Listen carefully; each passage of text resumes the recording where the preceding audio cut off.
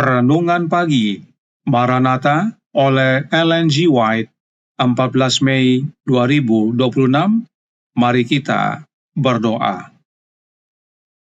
Bapa kami yang di sorga, Allah pencipta langit dan bumi, laut dan segala isinya, Allah yang maha besar, maha kuasa, sumber segalanya, yang kami sembah selalu melalui anak-Mu yang tunggal, Yesus Kristus.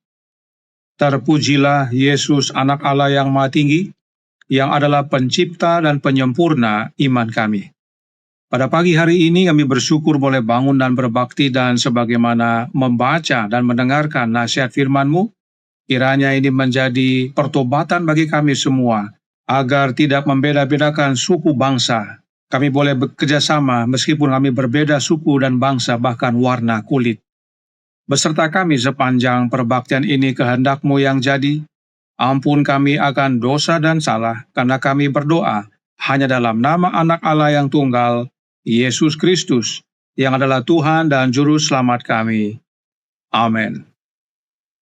Renungan pagi hari ini akan dibacakan oleh Saudara Jones Ayorbaba. Kepada Saudara Jones, kami persilahkan. Selamat pagi. Judul renungan pagi kita pada pagi hari ini, prasangka semakin meningkat. Ayat inti terdapat dalam 1 Yohanes 3 ayat 13 dan 14.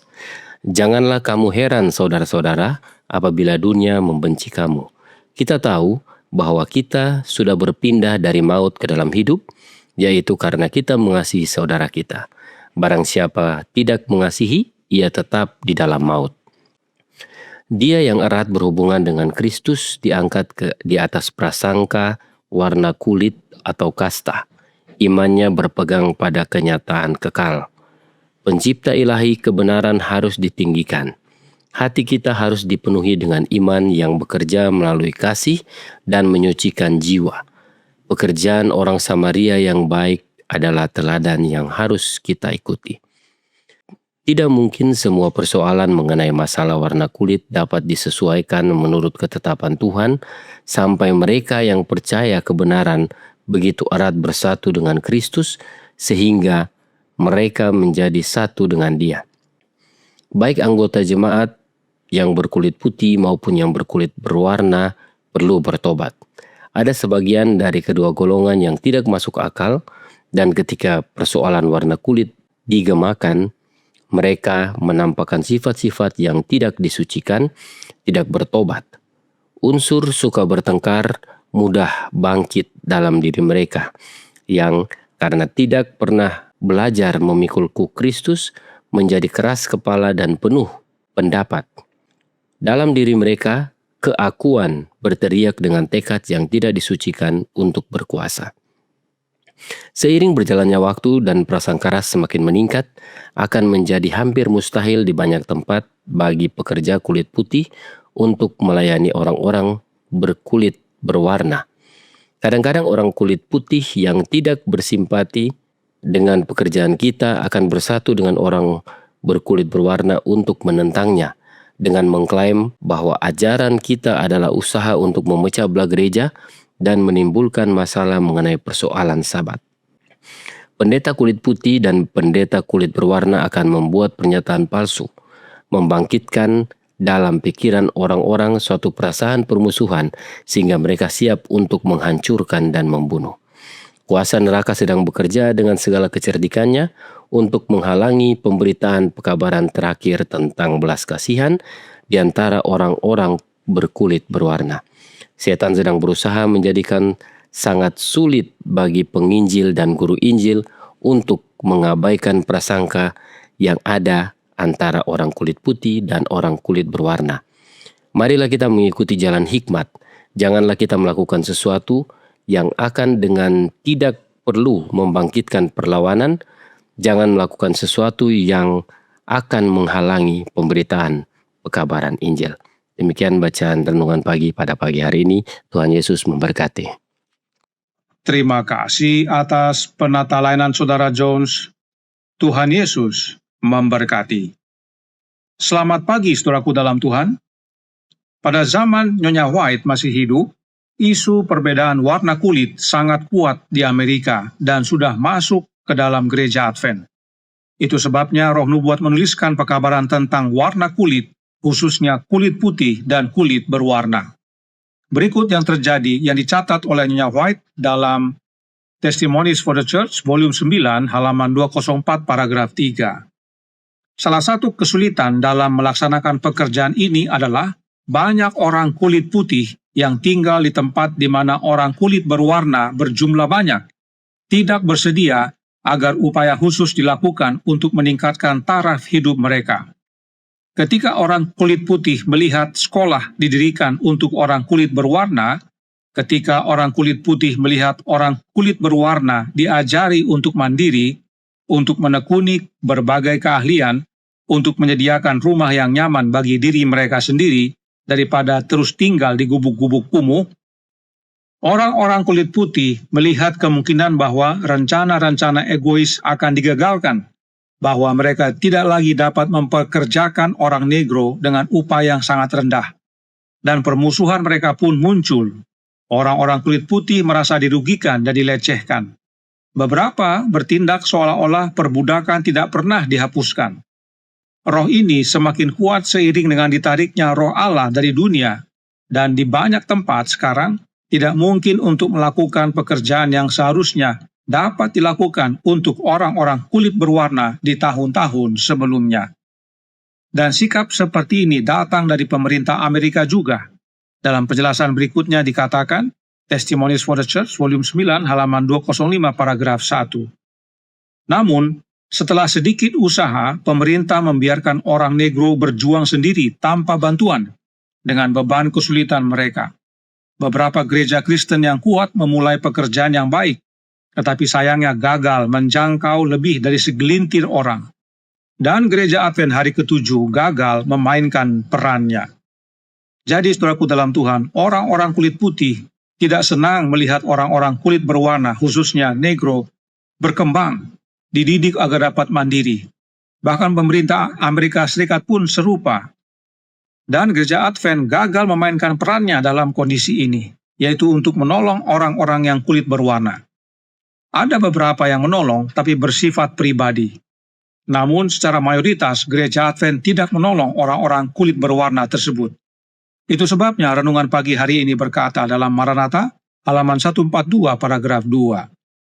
Dia yang erat berhubungan dengan Kristus diangkat di atas prasangka warna kulit atau kasta. Imannya berpegang pada kenyataan kekal. Pencipta ilahi kebenaran harus ditinggikan. Hati kita harus dipenuhi dengan iman yang bekerja melalui kasih dan menyucikan jiwa. Pekerjaan orang Samaria yang baik adalah teladan yang harus kita ikuti. Perhatikan yang Alkitab nyatakan berikut ini tentang orang Samaria yang baik hati tersebut dalam Lukas 10 ayat 30 yang berbunyi, jawab Yesus, adalah seorang yang turun dari Yerusalem ke Yeriko. Ia jatuh ke tangan penyamun-penyamun yang bukan saja merampoknya habis-habisan, tetapi yang juga memukulnya dan yang sesudah itu pergi meninggalkannya setengah mati. Dalam bahasa Indonesia dikatakan yang bukan saja merampoknya habis-habisan.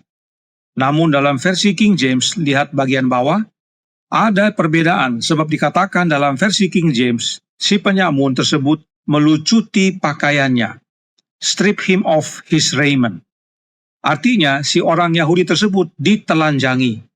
Dengan sendirinya mudah diketahui bahwa dia orang Yahudi, sebab orang Yahudi disunat. Karenanya, saat orang Samaria tersebut lewat, dia dapat saja dengan jelas mengetahui bahwa korban adalah orang Yahudi, sebab korban pasti disunat. Tetapi gantinya jalan terus, orang Samaria tersebut pergi kepadanya lalu membalut luka-lukanya, sesudah ia menyiraminya dengan minyak dan anggur. Kemudian ia menaikkan orang itu ke atas keledai tunggangannya sendiri, lalu membawanya ke tempat penginapan dan merawatnya. Orang Samaria tersebut menunjukkan belas kasihannya kepada korban perampokan, yaitu orang Yahudi, meskipun semua tahu bahwa orang Yahudi dan orang Samaria tidak berbicara. Mengapa teladan orang Samaria yang baik hati harus menjadi teladan bagi kita? Sebab renungan pagi hari ini berkata dalam Maranatha halaman 142 paragraf 4. Seiring berjalannya waktu dan prasangka ras semakin meningkat, akan menjadi hampir mustahil di banyak tempat bagi pekerja kulit putih untuk melayani orang-orang berkulit berwarna. Setan sedang berusaha menjadikan sangat sulit bagi penginjil dan guru Injil untuk mengabaikan prasangka yang ada antara orang kulit putih dan orang kulit berwarna. Dan di negara kita hal serupa bisa terjadi, bukan antar warna kulit, tetapi antar suku.